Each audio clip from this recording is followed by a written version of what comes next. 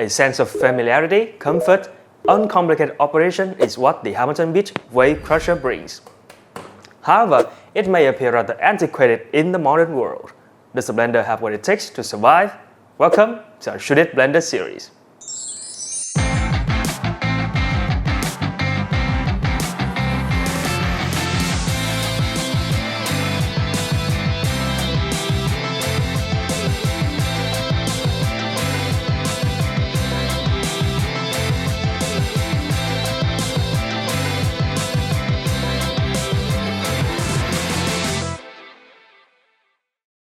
What's up everyone, I'm Alan, and in this episode we're going to be looking at the Hamilton Beach Wave Crusher Blender. It's got standard measurements and a price tag of around $35 at the time of purchase with a 40-ounce glass container. The thing is, this blender relies on a decade-old technology. So, how well does it perform? How we test.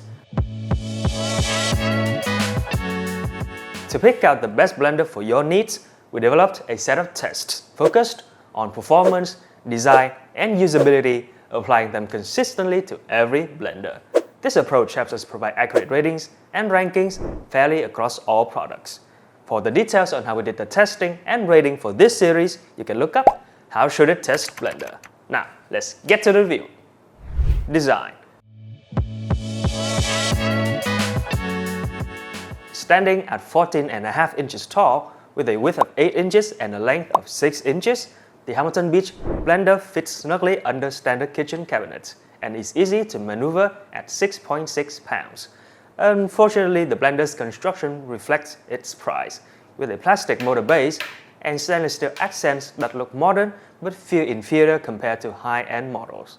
The 700-watt motor base lacks overload protection and stability at high speeds, leading to wobbling and overheat concerns. The dry socket shows early signs of wear, raising concerns about long-term durability. The unique blade assembly, part of the Wave Action system, aims to create a smooth blend by pulling ingredients down and lifting them with its 4 prongs. However, it struggles with hard ingredients like frozen fruits and ice. On the bright side, the 40-ounce glass container is sturdy and heat-resistant, suitable for hot ingredients, but its weight can make pouring and cleaning a bit challenging. It features durable, embossed measurement markings for precision. The lid, made from flexible rubber, provides a tight seal but can be tricky to remove. It includes an ingredient slot with a hinged cover for easy additions during blending. The control panel, though intuitive with clearly labeled buttons, suffers from a tightly packed layout that makes pressing individual buttons difficult due to their stiffness. 4.7 out of 10 for design. Performance. Test number 1. Smoothie. For this test, we used a mix of apple, pineapple, banana, kale, and plant milk to evaluate the blender's ability to handle various textures typical in smoothies. Right from the start, it was clear that the Hamilton Beach blender struggled. Instead of processing the solid ingredients, it focused on whipping the milk, leaving the rest untouched. We paused halfway to stir the mixture and guide the chunks towards the blades, but they persisted. After 4 minutes, the result was far from smooth, with large chunks remaining. It wasn't a case of overpacking, as there was plenty of space in the container. In short, if you're aiming for velvety smoothies, the Hamilton Beach blender might disappoint. Smoothie, 0 out of 10. Test number 2. Frozen smoothie. Our test protocol was simple. Let the Hamilton Beach run until it achieved a smooth consistency or stop it at the 5-minute mark. This approach aimed to give the blender enough time without overstraining it or allowing the frozen fruits to thaw and dilute the texture. Given its previous struggles with fresh fruits, it wasn't surprising that the blender had trouble with rock-hard frozen fruits. We tried shaking and stirring the mixture to help, but the blender's lack of power was evident. After 5 minutes, the result was a rocky roll texture, with many unblended chunks remaining. Even as the fruits began to thaw, the blender could only skim the softening outer layers, like using a butter knife on a solid rock, underpowered and ineffective. Frozen fruit smoothie, 0 out of 10. Test number 3. Protein shake. In this test, the Hamilton Beach blender produced a protein shake that was average at best. While it effectively liquefied the oatmeal, straining the shake through a mesh sieve revealed that the bright berries and almonds were only partially blended, resulting in a gritty texture. Despite this inconsistency, the shake wasn't entirely undrinkable and could still serve its purpose in aiding muscle building for gym enthusiasts. Protein shake, 6.7 out of 10. Test number 4. Almond butter. In our nut butter test, the Hamilton Beach blender struggled with two main challenges: grinding the almonds and emulsifying the mixture. The blender needs to apply enough force to break down almond particles and generate heat to release oils. As blending continued, the process became more difficult due to minimal interaction between the almonds and the blades.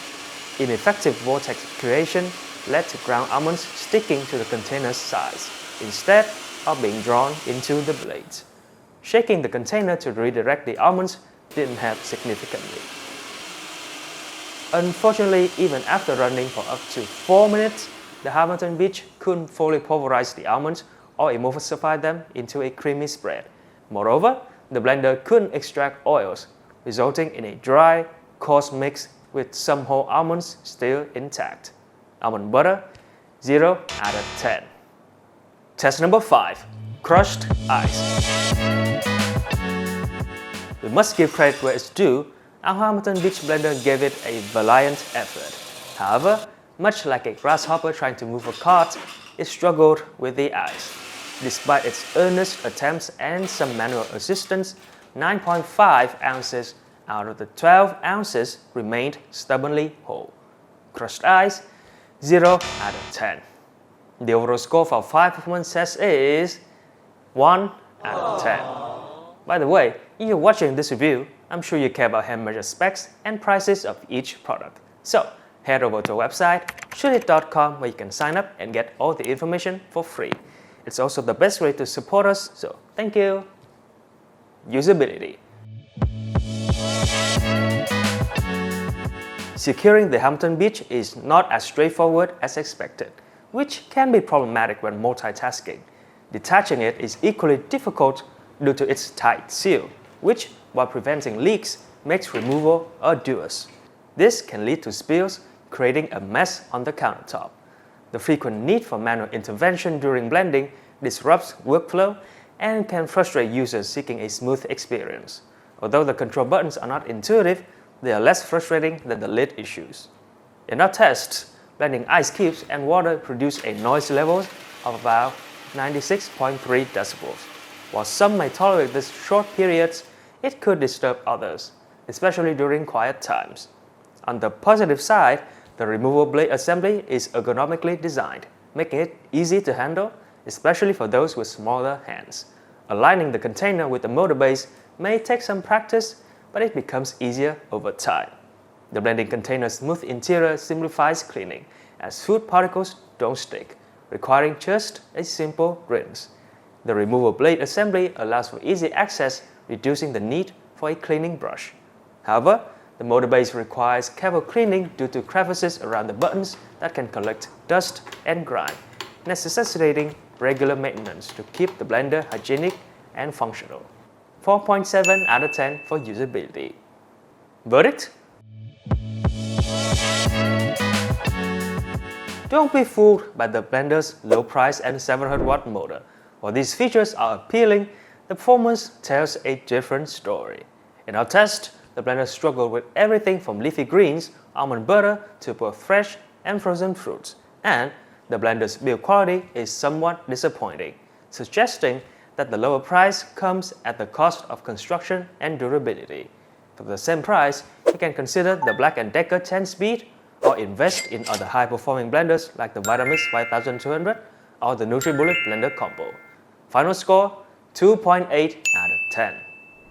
And there you have it, the full review of the Hamilton Beach Wave Crusher Blender. For better choices, you can look up our ShouldIt Blender series. Our website includes where you can get the blender for the best prices. If you enjoyed the video, please consider leaving a comment, like, and subscribe so that you won't miss our future uploads. Thank you for watching ShouldIt. and we'll see you in the next one. Bye!